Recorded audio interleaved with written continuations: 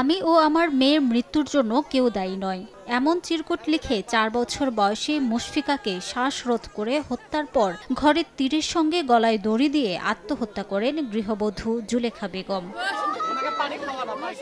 একসঙ্গে দুই মৃত্যুতে স্বজনদের আহাজারি যেন থামছে না। তারা জানান, দুপুরে জুলেখা ও শিশুকন্যা মুশফিকার কোনো সাড়া না পেয়ে বাড়ির সদস্যরা ডাকাডাকি করেন বাইরে থেকে। পরে তারা জানালা দিয়ে দেখতে পান বিছানায় পড়ে আছে শিশু মুশফিকার মরদেহ, আর গলায় ওড়না পেঁচিয়ে ঘরের তীরের সঙ্গে ঝুলে রয়েছেন জুলেখা বেগম।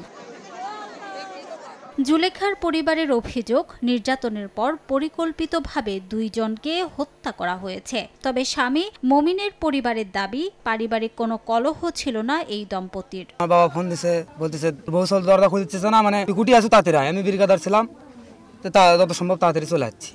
আসে দিকে অবস্থা, বাড়ির পাশ দিয়ে যায়, জানলার দিকে খোলা আছে, ছেলেরা আমার ওই লাতিনও আমার খাটের ওপর শুয়ে রাখছে শ্বাসবদ্ধ করা, আর উনি ওই তীরের সাথে না কাছে কলার দড়ি দেশে ঝুলা আছে। কি হচ্ছে বাবা, আমি কিছুই কোয়া পাই না, আমাকে জানাইনি জেলা ঘটনা হচ্ছে, কিছুই জানাইনি।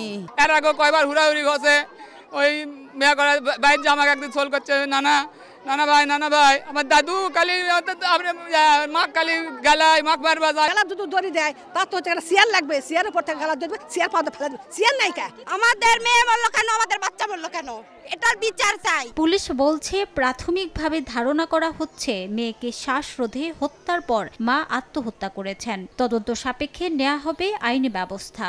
আমাদের আইনি প্রক্রিয়া আসলে অব্যাহত আছে, আমরা কাউকে এখন আটক করছি না, তদন্ত সাপেক্ষে আসলে ব্যবস্থা নেওয়া হবে। আর এখন যে আইনি প্রক্রিয়াগুলো আমরা সেটা সম্পন্ন করছি। ৭ বছর আগে পারিবারিকভাবে বগুড়ার কাহালুর রুপিল গ্রামের আব্দুল মোমিন ও জুলেখার বিয়ে হয়।